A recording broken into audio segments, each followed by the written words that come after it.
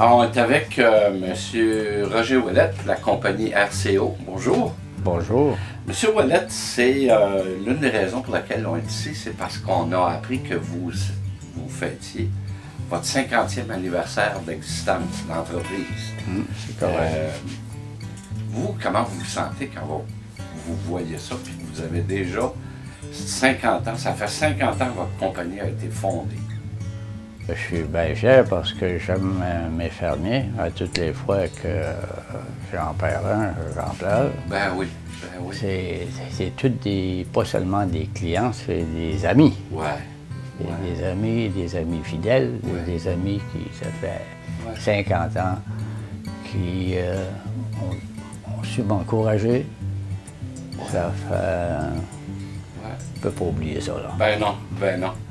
À vos débuts, là, quand vous avez décidé de fonder une entreprise pour venir, au fond, offrir un produit que les fermiers avaient besoin dans le coin, pensiez-vous que ça aurait duré aussi longtemps, puis aussi avec autant de succès, en tout cas? Premièrement, là, j'étais né sur une ferme. Oui. Mon père, c'était un cultivateur. J'étais, on appelle ça un gars de patate. Oui. Quand j'ai diminué avec mes garçons, là, j'ai dit à mes garçons, si vous donnez du service, vous ne manquerez jamais d'ouvrage. Voilà, c'est le secret. Puis c'est ça le secret de l'affaire. Le monde aujourd'hui, ils ont besoin de quelque chose, ils ne veulent pas avoir ça aujourd'hui, ils veulent avoir ça hier. Oui. Ça fait que moi, quand j'allais faire mes ventes, si quelqu'un disait ben, l'année prochaine, il va acheter une telle chose, l'année prochaine, la machine était prête. Okay. Beaucoup de monde qui nous ont demandé qui est l'ingénieur ici. Moi, j'ai dit on est tous des ingénieurs. Okay. Puis les fermiers nous ont aidés aussi. Oui.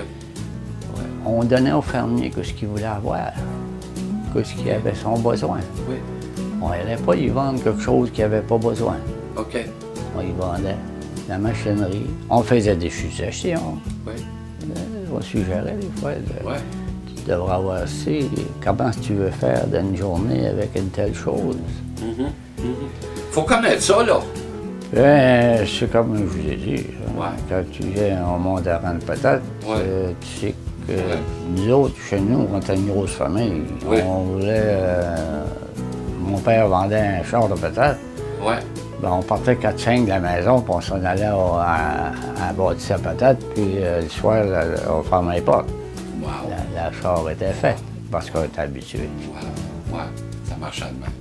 Trouvez-vous qu'on fait les affaires différemment aujourd'hui d'il y a 40 ans? Plus pareil, là. C'est tout à piton aujourd'hui. C'est tout à piton, Tu as même l'électronique, l'hydraulique. Mais l'hydraulique, c'est toute la vitesse contrôlée. Tu vas à la vitesse que tu veux. Et puis, c'est fort, l'hydraulique. Et puis, ça dure. Ça a de l'endurance. Après 50 ans, on pense ça encore à l'avenir. Est-ce qu'on se fait des projets pour le futur encore? Ben, moi, la raison que je suis ici, là, je parle beaucoup avec mon garçon. Je parle avec les gens qui travaillent pour moi. J'ai mon foreman qui, ça fait quoi, 28 ans. Et dessus, j'en ai une vingtaine d'années. Les autres, la secrétaire, ça fait 23 ans. J'en ai un qui s'est pris sa retraite, ça faisait 32 ans qu'il travaillait pour moi. Fait, on a essayé de vivre puis laisser vivre. Quand j'ai commencé ça, ça arrivait curieux. Je vendais des sacs à patates. Part-time, pour la compagnie de Montréal, Thomas Bonner.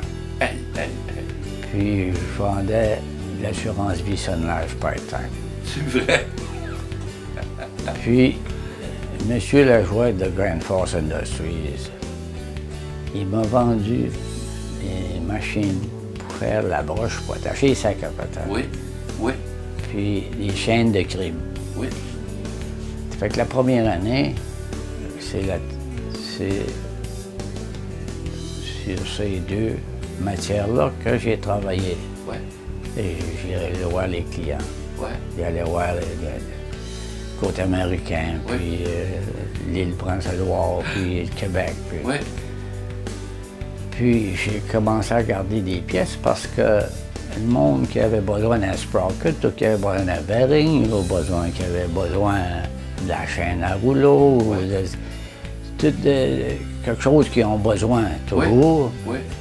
ben, ils sont obligés d'aller à Prescott, ou à Caribou, ou sur J'allais le vous côté demander, américain. vous achetiez du côté américain dans ce Ah oui, temps-là? ah oui. OK. Puis ce monde-là, il était obligé de prendre une demi-journée des fois pour aller chercher de la réparation. Ouais. Puis quand que j'ai commencé ça, ben, j'ai commencé à garder des pièces. Ouais. Puis j'ai dit, ben, c'est aussi bien de faire la machine. Oui. Oui.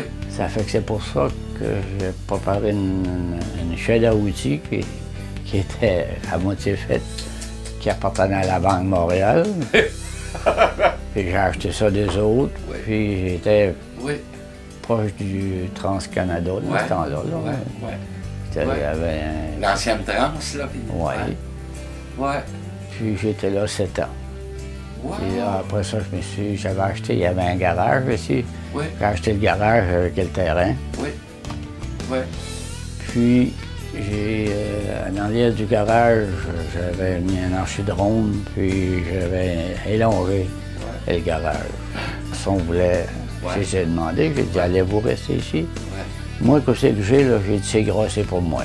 OK. Mais si vous voulez, on va construire une shop. Ça fait que j'ai fait la première phase. Ouais. Ouais. Ouais, j'ai fait ça, là, en arrière de l'autre shop, là. Ouais. Ouais. Puis ça travaillait pas bien parce qu'on était toujours des portes. Oui. J'ai dit, après 10 ans à peu près, là, j'ai dit, on va lever ce bord ici, puis on va défaire ça, les autres affaires, puis on va se faire plus de place en avant. Puis Oui. Oui. Oui. le terrain commence à rapetisser, là. On va prendre l'expansion ailleurs, c'est comme rien. Ouais.